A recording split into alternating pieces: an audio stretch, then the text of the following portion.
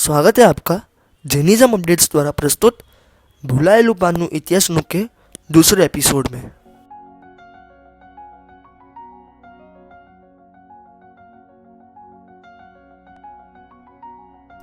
पिछले एपिसोड में हमने लाला हुकुमचंद जैन जी की कहानी सुनी। आइए आज जानते हैं एक और मातृभूमि के प्रेमी प्रभुवीर के अनुयायी के बारे में। वो तारीख थी 22 जून 1858।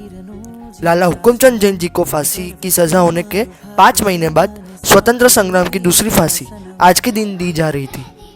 सजा क्रांतिवीर अमरचंद जी भाटिया को दी जा रही थी। बीकानेर के मूल वतनी ऐसे यह जैन श्रावक ग्वालियर के राज खजांची थे।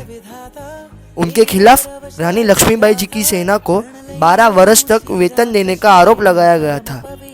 आप कल्पना कीजिए कि लगातार 12 वर्षों तक एक राज्य की सेना को वेतन देना, वो भी निस्वार्थ भाव से, या फिर ऐसा कह सकते हैं कि एकमात्र देशभक्ति के भाव से। कितनी बड़ी बात है ये। इन सभी वीरों को माफ़ी मांगने के लिए कहा जाता था और जो माफ़ी न मांगता उनकी मौत प्रायः निश्चित थी। अमरचंद भाटिया जी को भी यह ऑफर देने में आई थी, किंतु प्रभुवीर के ये अनुयायी न झुके। अंग्रेजों के पास झुकाने के कई तरीके थे।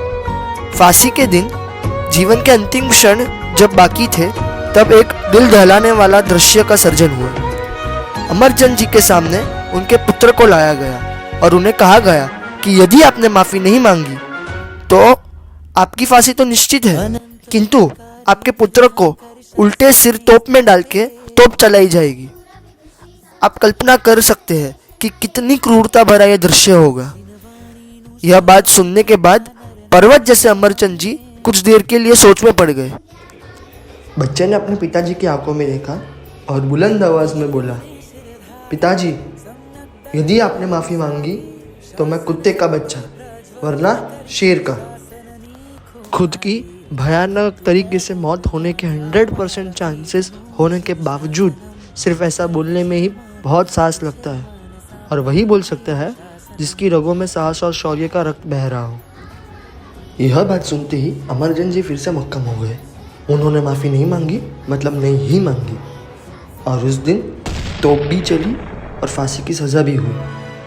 1857 के स्वतंत्र संग्राम के बाद यह दूसरी फांसी थी, और ये दूसरे पराक्रमी भी जैन ही थे।